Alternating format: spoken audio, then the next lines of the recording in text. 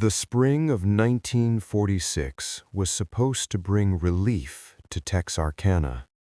The war was finally over. Soldiers were coming home. Gas rationing had ended. Radios played music again, and young couples filled the quiet country roads at night, parking beneath the moon, talking about the future. Texarkana sat peacefully on the border of Texas and Arkansas, a divided town stitched together by railroads and routine. No one knew that something was already moving in the darkness. On the night of February 22, 1946, a young couple drove out to a secluded lover's lane just outside town. It was the kind of place everyone knew, quiet, shadowed by trees, far from streetlights. They parked, rolled down the windows, and listened to the wind through the fields.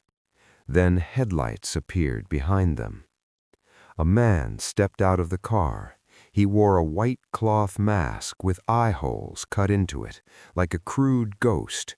He approached calmly, almost politely, ordering the couple out of their vehicle. His voice was low and controlled. He told the boy to run into the woods. When the boy fled, expecting to be shot in the back, the gunshot never came. Instead, the masked man turned to the girl. She would survive, but barely, beaten, terrified, and left alive just long enough to tell police what she saw: a man with a mask, a gun, and eyes that felt empty.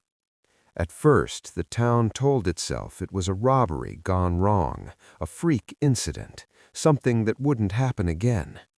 They were wrong. Less than a month later, on March 24, another couple parked on a quiet road.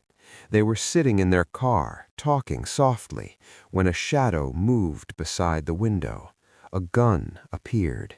This time, there were no warnings. Both were shot. The boy died at the scene.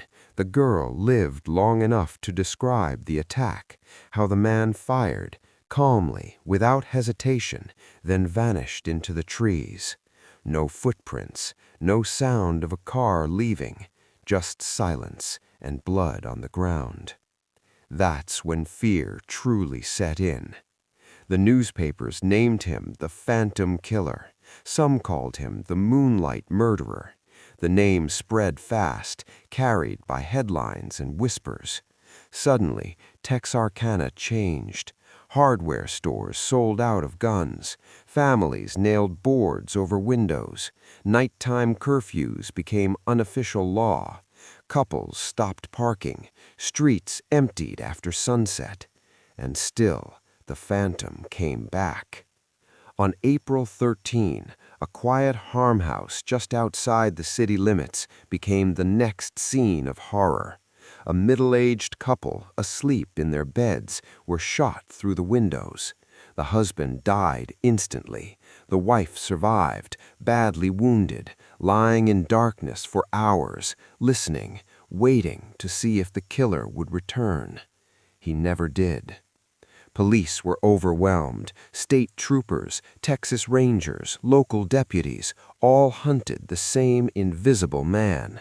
Roadblocks sprang up overnight. Suspicious strangers were questioned, searched, followed. Tips flooded in. Confessions came and collapsed just as quickly. Every lead seemed promising until it wasn't. One chilling detail haunted investigators. In several attacks, the killer appeared to linger. Some victims reported hearing footsteps after the shots, as if he stood there watching. Others claimed he spoke calmly, almost gently before attacking. There was no rage, no panic, just control. And then, without warning, it stopped.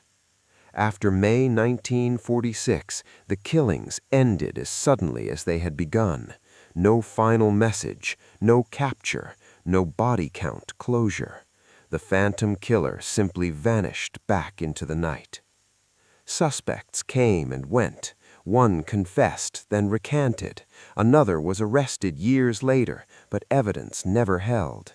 Files grew thick with speculation. Was it one man or more? Was he local or passing through? Did he die, or did he simply move on? To this day, no one knows. Texarkana still remembers.